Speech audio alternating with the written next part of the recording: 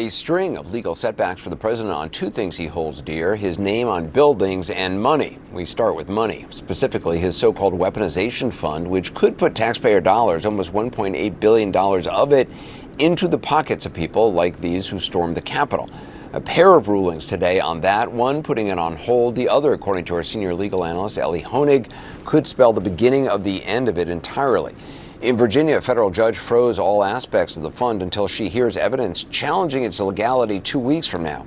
Now, her ruling bars, quote, any further action pursuant to the creation or operation of the anti-weaponization fund. It includes putting money into it, considering claims, or making any payouts. And the federal judge who was overseeing the president's lawsuit against the IRS, which ended with the creation of the fund, weighed in. She directed the president, his adult sons, and the Trump Organization to respond to accusations about the case and how it was settled. Those accusations were made by 35 former federal judges appointed by presidents of both parties. They say that in suing the IRS, while he oversaw both it and the Justice Department, the president was essentially suing and settling with himself. This, they argue, amounted to collusion and fraud against the court. So in just the space of a few hours, action in two legal challenges to the fund. House Democrats, as you know, are also pushing legislation to stop it. Lawmakers and leaders in 4 blue states are working on measures to impose 100% taxes on the proceeds if it goes forward. Because as the nation's top law enforcement official himself has admitted, nothing stops those proceeds, your money, again, almost $1.8 billion of it, from going to violent insurrectionists. Will individuals who assaulted Capitol Hill police officers be eligible for this fund? Well, as it makes plain, anybody is just let me know if they're eligible for the fund. As was made plain yesterday, anybody in this country is eligible to apply if they believe they're a victim of weaponization. Mr. Attorney General, let me ask you this. Are there going to be rules that say that if you've assaulted a Capitol Hill police officer or committed a violent crime, you will not be eligible? Why not make that a rule? I expect that, because I'm not one of the commissioners setting up the rules, I expect that there will be rules. You're appointing 4 of the 5 members, aren't you, Mr. Attorney General? Pardon me? You're appointing 4 of the 5 members. I am appointing all 5 members. You can certainly set up the rules. I would hope you would make a...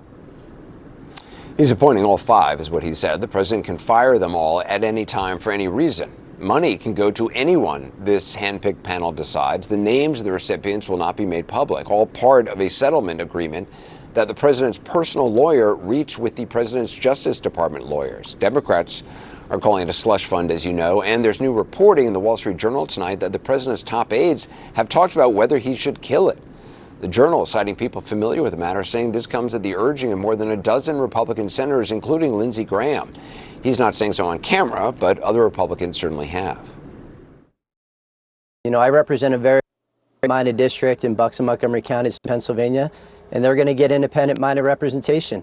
They don't like this fund. I do not want $1 of that going to anybody who physically assaulted police officers, period. From all outward appearances, this doesn't pass the smell test. I do not support the weaponization fund as it has been described. This whole thing smells. Well, just to underscore, the so-called weaponization fund the president wants stems from the leak of his taxes by an IRS contractor, not during the Biden administration, but during the first Trump administration. The leaker was subsequently investigated, prosecuted, sentenced, and jailed for the maximum sentence by the Biden Justice Department.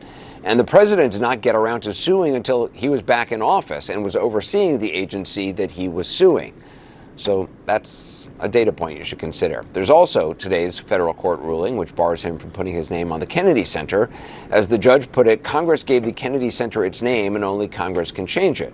A short time later, the president improbably caved. His 580-word social media post starting with the words, shockingly, a judge appointed by Barack Hussein Obama. It ends with this: I have instructed the Department of Commerce to make all necessary arrangements with Congress to allow a full and complete transfer of this institution, giving them the responsibility for its operation, maintenance, and management. Joining me in the newsroom, former federal prosecutor Barrett Berger, also with us, CNN senior legal analyst and former federal prosecutor Elie Honig. Elie, how big a deal is this order from the original judge in the Trump lawsuit against the IRS? I think it's a turning point in the case, Anderson. Here we have the judge who's directly in charge of the case that gave us the weaponization fund, taking a concrete step towards blocking it. Now, the reason we got the weaponization fund in the first place is because Donald Trump, private individual, sued the IRS in the Trump administration. And that case was assigned to Judge Kathleen Williams, federal judge down in Florida.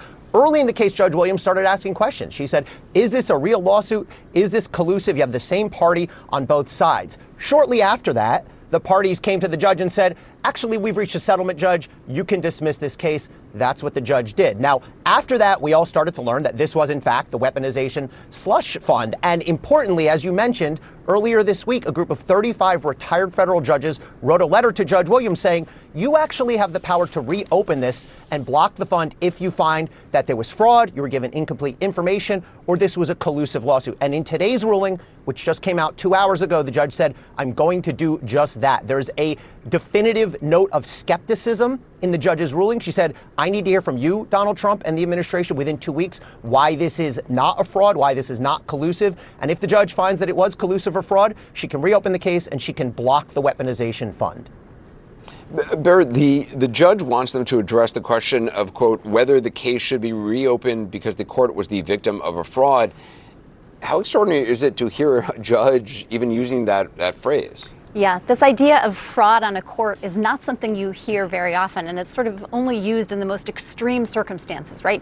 Evidence was withheld, the court was lied to, something, that has this high standard. So here, by saying that the court may have been a victim of fraud, the judge is really saying there was a lot of red flags about how the government handled this case. First, that they settled for this really astronomical sum without any real clear injury to Trump or his children from this. And then second, that there are some serious considerations about whether the two sides of this litigation were actually adverse or whether they both really wanted the same thing out of this litigation, which potentially was the creation of this almost $1.8 million fund. And if they found there was fraud, what would that mean? Well, it's interesting, right? So if there was fraud, the judge can potentially reopen the litigation, say this dismissal is no longer granted, and then say I now need more from the parties, sort of a fact-finding mission about why this isn't just a collusive litigation, which would put the burden back on the government then to have to prove why this was an appropriate disposition of the case. And Ellie, the judge made the decision in response to a filing by this bipartisan group of 35 former federal judges who we mentioned who urged her to re-examine the case. Does that give the Trump family potential argument against reopening? Does standing come into play? So actually, this is sort of an end run around standing, which has been a problem with some of the other lawsuits, because these judges who wrote this letter, they're not parties to the lawsuit. They're not saying we're parties. What they're saying is we are people who are experienced jurists. They wrote it as what we would call an amicus brief, meaning a friend of the court brief, just to let you know, Judge, you do have this power, and here's how you would do it. They cited the rules, and they sort of laid out a roadmap for the judge of, if you have a problem with this, there's a way you can undo it and block the fund. And today, if you look at the judge's ruling, it really just follows that roadmap. It says, I do want to go down this road, and this judge seems to have taken the advice of those former judges quite seriously. So if there's this reporting in the Wall Street Journal, Barrett, that the White House aides are discussing whether to kill the entire fund, basically in exchange for Congress voting on immigration enforcement. Even if they did that, but a judge found that there was fraud, would a judge still want to know what happened? Or would that be then an avenue they would go down? Absolutely. The government saying, okay, fine, we don't want this anymore, doesn't necessarily unwind the potential fraud that was committed against the court. I mean, just play this out to its natural consequence. If the court found that they were lied to, that they were misrepresented, that the government had essentially started this litigation for the sole purpose of getting this fund, the court could potentially order sanctions, both in the form of monetary sanctions or other kind that they could impose. So they'll definitely still want some more on that. Who would a court order sanctions against? I mean, again, it kind of stretches your mind. It's like a law school hypo. Theoretically, it could be against the government, the IRS and DOJ, who resolved the litigation, and or the plaintiffs, whoever the court finds was the one to make misrepresentations. I'm not saying they will find that. If they found it, the sort of end result could potentially be sanctions. And Ellie, earlier this morning, a separate federal judge in Virginia temporarily blocked the administration from moving ahead with plans to create the fund. How much does that case matter now that the judge from the original IRS lawsuit has weighed in? Well, they sort of dovetail, because what the judge in Virginia said, and this is a lawsuit brought by a former January 6th prosecutor and others, the judge in Virginia said, okay, I want to hear arguments as to whether this whole thing is legal or not. But in the meantime, nobody does anything. I don't want the government moving forward with this commission. I don't want a single penny going out the door. And it turns out, by the way, that both of these cases are going to culminate 2 weeks from today on June 12th. So they actually sort of make sense in concert with one another. The one judge has said, while this is pending, no money goes out the door. I'm not going to trust you. Do nothing. Maintain the status quo. And now we'll get rulings as to whether this is lawful or not.